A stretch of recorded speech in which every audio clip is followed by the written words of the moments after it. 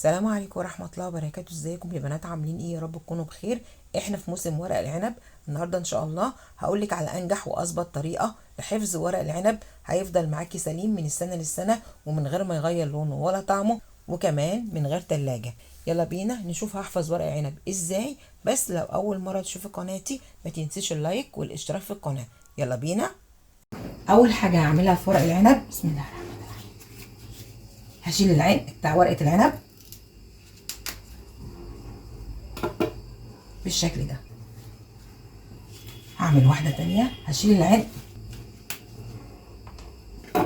وهرصصها، هرصص ورق العنب فوق بعضه.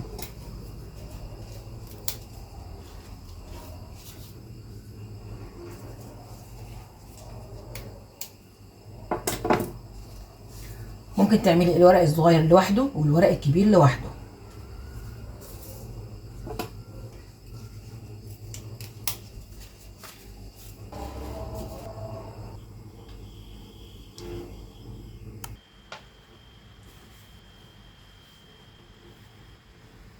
صنفت ورق العنب، خليت الصغير لوحده والكبير لوحده والوسط لوحده. ممكن تستغني عن الخطوة دي، كله هيتحشى ويتاكل. اول حاجة هعملها هنقع ورق العنب في مية وخل عشان اعقم ورق العنب. في ناس ما بتغسلش ورق العنب قبل ما بتحفظه، بس ورق العنب بيكون عليه اتربة، وكمان عبال ما ورق العنب يوصل لك بيكون عدى على كذا ايد. عشان كده انا بحب اعقم ورق العنب قبل ما بحفظه. طبق فيه مية عادية من الحنفية، هحط فنجان من الخل، بسم الله،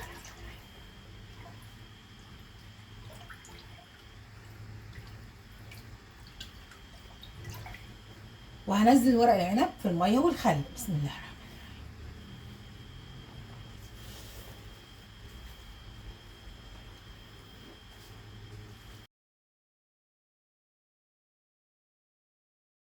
وهسيب ورق العنب منقوع في الميه والخل 10 دقايق.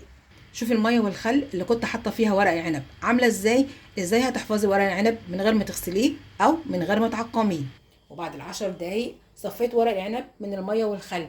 ازاي هتحفظي ورق العنب من غير ما تغسليه او تعقميه والميه كلها اتربه. شوفي الميه شكلها عامل ازاي. وتاني خطوه هعملها لورق العنب، حطيت في حله 2 رتل من الميه تغلي، وبعد ما الميه غليت هحط كوبايه من الملح، بسم الله الرحمن الرحيم، وهحط كمان نص كوبايه من الخل ونص معلقه ملح ليمون. هخلط.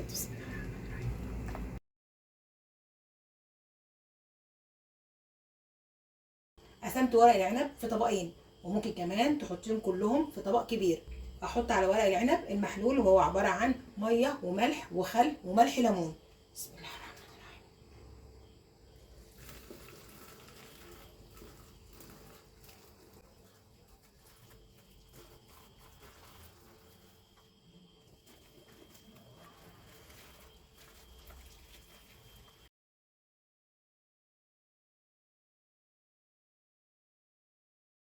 شوفي على طول لونه غير ازاي.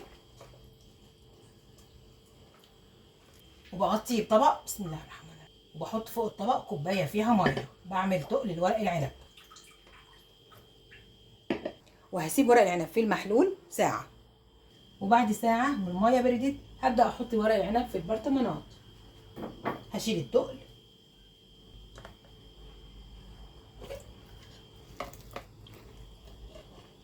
بسم الله ما شاء الله لونه حلو جدا. في برطمان نضيف ومعقم هبدا احط ورق العنب، بسم الله الرحمن الرحيم. شوفوا ورق العنب لونه حلو ازاي.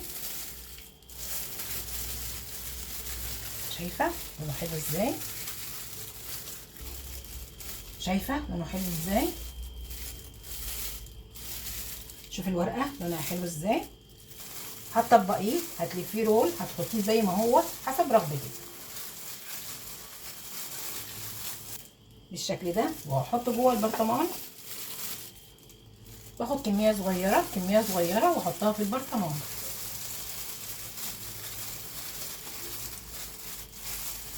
بالشكل ده.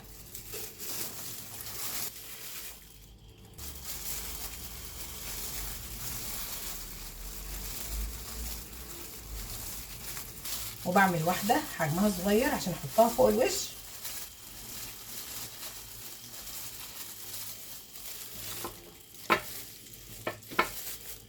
وهحط فوق وش البرطمان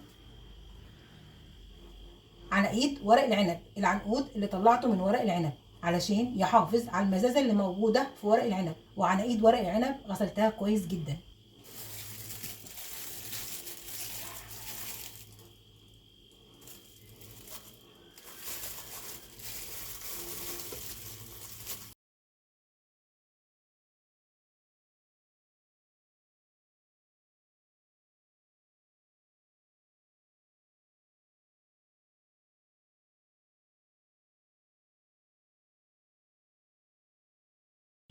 بالشكل ده.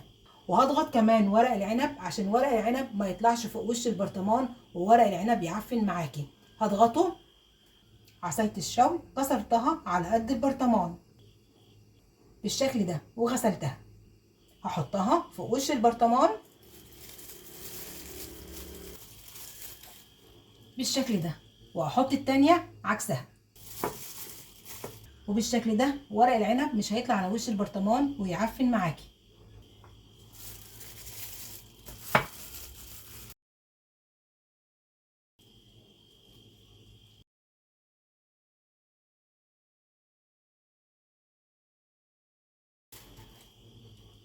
والمحلول اللي كنت ناقعه فيه ورق العنب هحطه في برطمان ورق العنب. وعشان اعرف احطه في برطمان ورق العنب حطيته في شفشق. هحطه على ورق العنب. بسم الله الرحمن الرحيم.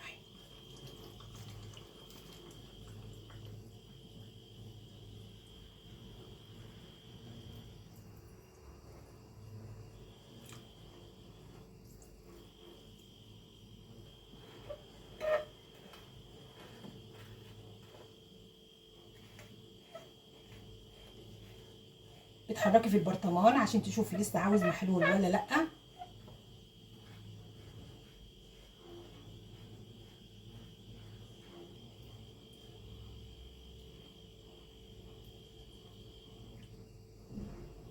وباقي المحلول اغطي عليه واحفظه في التلاجة لتاني يوم. احتمال برطمان ورق العنب يحتاج ميه فهتزوديه من ميه المحلول. هغطي برطمانات ورق العنب بالغطا بتاعها وهحكم الغلق. بسم الله الرحمن الرحيم. تقفلي البرطمانات كويس جدا بالشكل ده. وبتحفظي برطمان ورق عنب في دولاب المطبخ، وعند الاستخدام هتطلعي ورق العنب من البرطمان وبتشطفيه شطفه خفيفه تحت الحنفيه وبتحشيه على طول. وبألف هنا. جربيه على طريقتي وان شاء الله هتعجبك. وده برطمان ورق عنب كنت عاملاه السنه اللي فاتت. شوف شكله حلو ازاي ولونه ما غيرش. جربي تخزين ورق العنب على طريقتي وان شاء الله هتعجبك. شكله حلو جدا ولونه ما غيرش. والنهارده خزنت معاكم ورق عنب من غير ما يتسلق ولا تحفظيه في الفريزر، وكمان من غير ما تحفظيه في التلاجة. خزنته معاكم بأسهل طريقة، وفي ساعة واحدة هتخزني أي كمية أنت عاوزاها. جربيها على طريقتي وإن شاء الله هتعجبك. هينفعك في العزومات. ويلا دبري ووفري وجربي طريقتي في تخزين ورق العنب وإن شاء الله هتعجبك. يا رب تكون حلقتي النهارده عجبتكم، وما تنسوش تعملوا لايك وشير الفيديو، اشتراك للقناة، وتفعيل زر الجرس عشان يوصلك مني كل جديد. واستنوني فيديو جديد. السلام عليكم ورحمة الله وبركاته.